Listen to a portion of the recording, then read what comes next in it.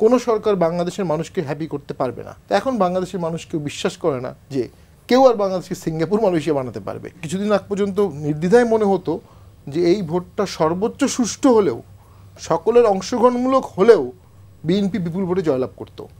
ঠিক সেই পয়েন্টে একটা বড় দলকে ভোট মার থেকে বাদ দেয়া বিএনপির জন্য কোনো কিছু অ্যাড করেনি, কিছু দায় ছাড়া। একটু ডিস্টার্ব ভোট হবে, ভোট লোকাস্টিং হতে পারে, ম্যান্ডেট লোকাস্টিং। কারণ আওয়ামী লীগের একটা গুরুত্বপূর্ণ দিক হচ্ছে আওয়ামী লীগ অনেকবার পতন হয়েছে, কিন্তু ভোটে এসে আবার 30% ভোট পেয়েছে। জিয়াউর রহমানের সময়ও আওয়ামী লীগ 30% ভোট পেয়েছে, 86তেও 29% ভোট পেয়েছে। তো আওয়ামী লীগের একটা ভোট ব্যাংক আছে, এটা অস্বীকার করা যাবে না। সেই ভোট ব্যাংকে যদি ভোট প্রতিহত করে ভোটে না যায়, তাহলে ভোটের মাঠটা নষ্ট হবে। তো এই সমস্ত জিনিসের মধ্যে কোনো একজন ব্যক্তি বা লিডারের উচিত ছিল রাষ্ট্রের স্বার্থ কি, ক্ষোভ, রাগ, দুঃখের উপরে গিয়ে, রাষ্ট্র তো বিশাল ব্যাপার, সার্বভৌমত্ব বিশাল ব্যাপার, বাংলাদেশ বিশাল ব্যাপার। বাংলাদেশ একটা আন্দোলন না, বাংলাদেশ শত শত আন্দোলন, বাংলাদেশ গুটি কয়েক বিপ্লবী না, তাদের রাগ ক্ষোভ না, এর উপরে অনেক বড় বিষয় বাংলাদেশ জড়িত। সেই জিনিসটা যদি আমরা হ্যান্ডেল না করে, আমার কাছে মনে হচ্ছে দুঃখ ভারাক্রান্ত মনে আস্তে আস্তে মিসহ্যান্ডেল হচ্ছে। মিসহ্যান্ডেল হতে হতে একটা পর্যায়ে জিনিসটা আমাদের কন্ট্রোলের বাইরেও চলে যেতে পারে। আর দেখুন, বিপ্লবীদের যারা বিপ্লবী 71 সালে যারা যুদ্ধ করলো, ব্যাপক বীর, তারা আবার পরবর্তীতে একটা আন্ডারগ্রাউন্ডে বামপন্থী মুভমেন্ট করলো, সিরাজ শিকদারকে মারা হলো, জিয়ার আমলে তাহেরকে মারা হলো। জাসদ দাবি করে 30,000 তাদের কর্মীকে মারা হয়, 30,000 জায়গায় 3,000ও যদি হয়, এই 3,000-এর মধ্যে 1,500-2,000-ই কিন্তু বীর মুক্তিযোদ্ধা। 72 সালে তারা কিন্তু ন্যাশনাল হিরো। 73-74 তারা ক্রস ফায়ারে মারা যাচ্ছে, পিটিয়ে মারা হচ্ছে, এটা হয়েছে, খুব দুঃখজনক। তো থামতে হবে তো কোথাও না কোথাও, আপনাকে স্ট্যাবল হতে হবে, দেশ বাঁচাতে হবে।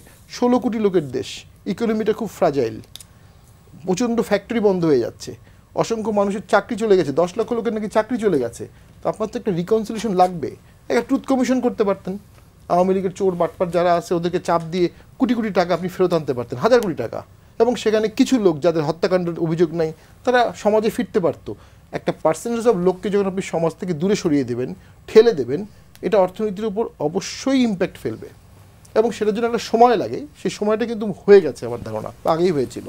কিন্তু কেউ এই কথাটা বলার সাহস পাচ্ছে না যারা বিপ্লবের অংশ। আমরা বললে তো এটা গুরুত্ব পাবে না, কিন্তু বিপ্লবের যারা অংশ তাদেরকে এই সহাবস্থানটা নিশ্চিত করতে হবে, যে কোনো ফরম্যাট অনেক হতে পারে।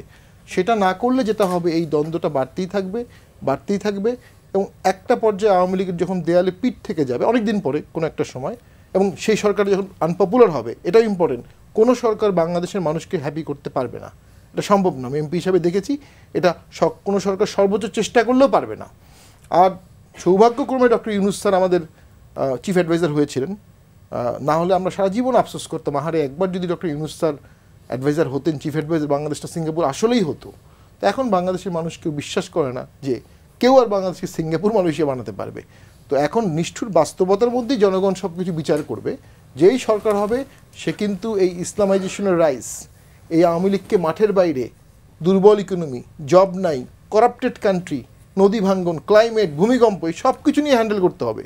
এখন আপনি এতগুলো রিস্ক ফ্যাক্টরের মধ্যে যে রিস্কগুলো কমানো সম্ভব সেগুলো কমাবেন না সেগুলো জিইয়ে রাখবেন? এটাই তো স্টেটসম্যানশিপ। জিয়াউর রহমান তো মোবারকজি দেশের সময় ইন্ডিয়া গিয়েছিলেন, গিয়ে এগুলো কমিয়ে আসছিলেন, কাদের দিকে কমিয়ে আসছিলেন, আমরা শুনেছি, গল্প পড়েছি। তো এরশাদ স্যারও করেছিলেন, সারা পৃথিবী ঘুরে ঘুরে বাংলাদেশের রিস্ক কমিয়েছিলেন। তিনি তো একবার একটা ঘটনা বলে শেষ করি, যে শান্তি বাহিনীর বিশাল একটা অংশ ছিল একটা উপজাতি, এবং আর্মি থেকে মেসেজ ছিল যে এই উপজাতিকে যদি আপনি শেষ করতে না পারেন, ওই ট্রাইবকে, আপনি শান্তি বাহিনীর কাছে পরাজিত হয়ে যাবেন, মানে পরাজিত হয়ে যাবে বাংলাদেশের আর্মি। উনি যেটা করলেন, ওদের সাথে বসলেন, ওদেরকে নিয়ে একটা প্যারামিলিশিয়া করে ফেললেন, চাকরি দিলেন, এবং ওই ট্রাইব এখনও এরশাদকে ভক্ত, এখনও রিস্ক কমিয়ে ফেললেন। রিস্ক কমাতে হবে।